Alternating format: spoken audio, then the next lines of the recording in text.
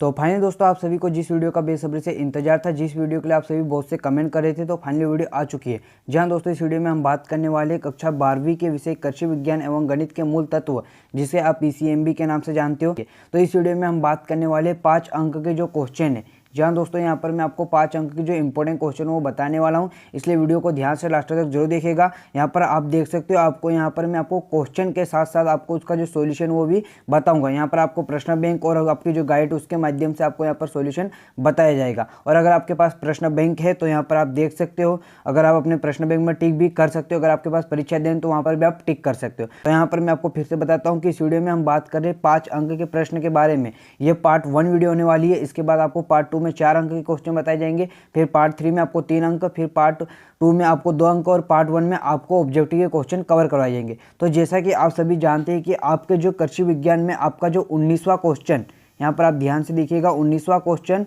और 20वां क्वेश्चन आपके 5 नंबर के क्वेश्चन होते हैं। 19वां और 20वां क्वेश्चन आपको 5 अंक में पूछा जाएगा। इस प्रकार आपको 5 अंक के टोटल 2 क्वेश्चन मिलेंगे मतलब पूछे जाएंगे, जिनमें आपके 10 अंक कवर हो गए। तो अगर आप ये वीडियो ध्यान से लास्ट तक देखते हो तो आपके जो 10 अंक है वो पूरी तरह से कवर हो जाएंगे। और अगर आप चैनल पर पहली बार विजिट करें तो चैनल को सब्सक्राइब कर लो, बेल आइकन को प्रेस कर लो, क्योंकि यहाँ पर आपको अर्धवार्षिक वार्षिक की पूरी तैयारी आपका भाई करवाएगा। तो यहाँ पर सबसे पहले अगर अभी तक आपने इस वीडियो को लाइक नहीं किया तो वीडियो को लाइक कीजिए और अपने दोस्तों इस वीडियो को शेयर जरूर कीजिएगा दोस्तों। अब इसके बाद आपको तैयार करना है मौसम और जलवायु में अंतर। जैसे कि मैं आपको बता रहा हूँ कि अंतर वाले क्वेश्चन तैयार करना है, तो अब आपका नेक्स्ट क्वेश्चन है मौसम और जलवायु में अंतर। तो यहाँ पर अगर आपने मौसम और ऋतु में अंतर याद कर लिया तो फिर मौसम के अंतर तो आपको पता ही है, फिर अब बस आपको जलवायु के अंतर याद करना है, मतलब मौसम और जलवायु। तो मौसम की क्या, ये जैसे कि मैंने बताया कि मौसम किसे कहते हैं, किसी विशेष समय पर वायुमंडल की अवस्था मौसम कहलाती है। उसी प्रकार जलवायु किसे कहते हैं, किसी स्थान पर वायुमंडल में मौसम के दीर्घकालीन परिवर्तन की अवस्था जलवायु कहलाती है। ठीक है, यहाँ पर आप समझ रहे होंगे। तो यहाँ पर आप देख लीजिए,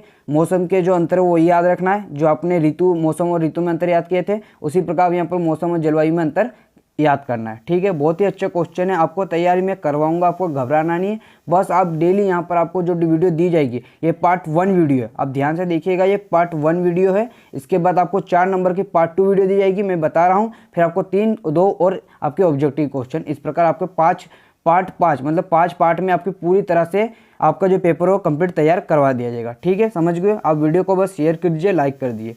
ठीक, यहाँ पर आप देखिए, आपको फिर एक क्वेश्चन 5 नंबर में याद करके जाना है। पाले से फसलों को बचाने के कोई 5 उपाय लिखिए। बहुत ही सरल है। पाले से मतलब जो आपके पाले आप समझते होंगे, पाले से फसलों को बचाने के कोई कितने 5 उपाय लिखने।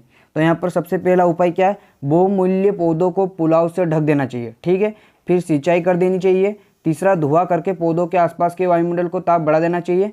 चौथा, पहाड़ों पर पौधे ढाल पर लगाना चाहिए। और 5वां उपाय है, ऐसी फसलें बोनी चाहिए जो पाला अवरोधी हो। ठीक है, यहाँ पर बहुत ही सरल मैं आपको बता रहा हूँ, आप तैयार कर लीजिए। इसे आप पॉइंट में से अगर आपको इसका वर्णन करना चाहते हो तो वर्णन भी कर सकते हो। अगर वर्णन कर देते हो तो अच्छी बात है। यहाँ पर आपको ने 5 पॉइंट बता दिए, अब इसका वर्णन भी कर सकते हो। अगर वर्णन करोगे तो ये 5 नंबर का क्वेश्चन आप इतना छोटा नहीं लिख सकते हो। ठीक है, फिर यहाँ पर बहुत ही ज़्यादा इंपॉर्टेंट क्वेश्चन आ गया है। फिर यहाँ पर आपको बताना है कि भारत में वर्षा की विशेषताएं लिखिए। ये क्वेश्चन आपको पूछा ही जाता है, अधिकतर ये क्वेश्चन आता ही है कि भारत में वर्षा की विशेषताएं लिखिए। तो यहाँ पर मैं आपको बता रहा हूँ कि जो भारत की जो 5 विशेषताएं लिखनी है, आपको ज़्यादा नहीं लिखना, आपको 5 विशेषता याद कर लीजिए।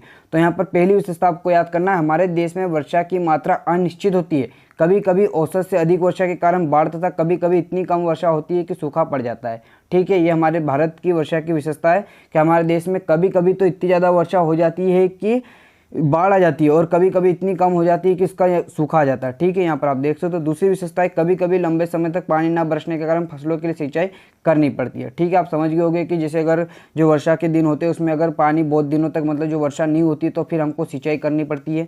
तीसरा है, शीतकालीन वर्षा की अनिश्चितता के कारण कभी कभी उत्तरी भारत में 3-4 मुहाटे हो जाते हैं तथा कभी कभी एक बूंद पानी भी नहीं बरसता। ये भारत की वर्षा की विशेषता है। ठीक है, चौथा है, उत्तर भारत के मैदानों में कभी कभी मई जून में भी पानी बरसता है। 5वां, भारत में वर्षा पूर्व से पश्चिम की ओर घटती है।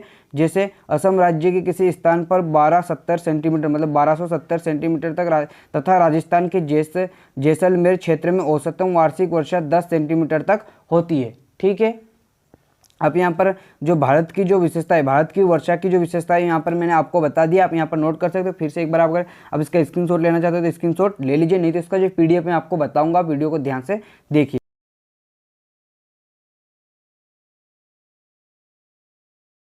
ठीक है। अब आपका जो नेक्स्ट चैप्टर है यहाँ पर आप देख सकते हो आपका जो वाष्प उत्सर्जन, यहाँ पर आपको नेक्स्ट क्वेश्चन तैयार करके जाना है। 5 नंबर के क्वेश्चन में आपको तैयार करके जाना है वाष्प उत्सर्जन एवं वाष्पीकरण में कोई 5 अंतर लिखिए।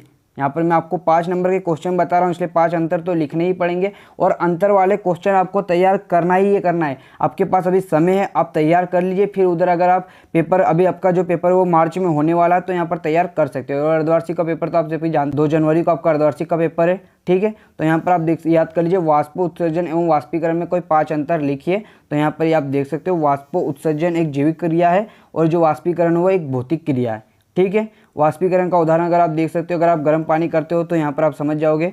दूसरा, इस क्रिया में विभिन्न दबाव उत्पन्न होते हैं, इस क्रिया में कोई दबाव उत्पन्न नहीं होता। एक तरफ के अंतर याद करोगे तो दूसरा अंतर अपने आप याद हो जाएगी। जैसे यह रक्षित कोशिकाओं द्वारा नियंत्रित रहती है, यह अनियंत्रित रहती है, ठीक है। यह क्रिया केवल जीवित कोशिकाओं में होती है, यह क्रिया खुली सतह से होती है, ठीक है। यह क्रिया नियंत्रित होती है, यह क्रिया अनियंत्रित होती है। बहुत ही अच्छे अंतर है, बहुत ही सरल अंतर है। 1-2 बार पढ़ोगे याद हो जाएगा। आपको सिर्फ पढ़ना है, आपको यहाँ पर पूरी सामग्री दी जा रही है, आप उसे केवल पढ़िए। यहाँ पर आपको मैं डेली वीडियो दूंगा, आप केवल पढ़िए और तैयारी कीजिए, ठीक है। यहाँ पर आप समझ जाइए कि आपके लिए मैं कितनी मेहनत कर रहा हूँ। हमारी टीम आप सभी के साथ है, आप तैयारी करते रहिए, ठीक है। और अगर आप चैनल को सब्सक्राइब नहीं करते तो चैनल को सब्सक्राइब कर लीजिए, क्योंकि आपको यहाँ पर तैयारी में करवाने वाला हूँ। फिर आपका जो नेक्स्ट क्वेश्चन आपको तैयार कर जाना है विसरण और परासरण। परासरण को रस आकर्षण भी कहते हैं, ठीक है, याद करना, रस आकर्षण, ठीक।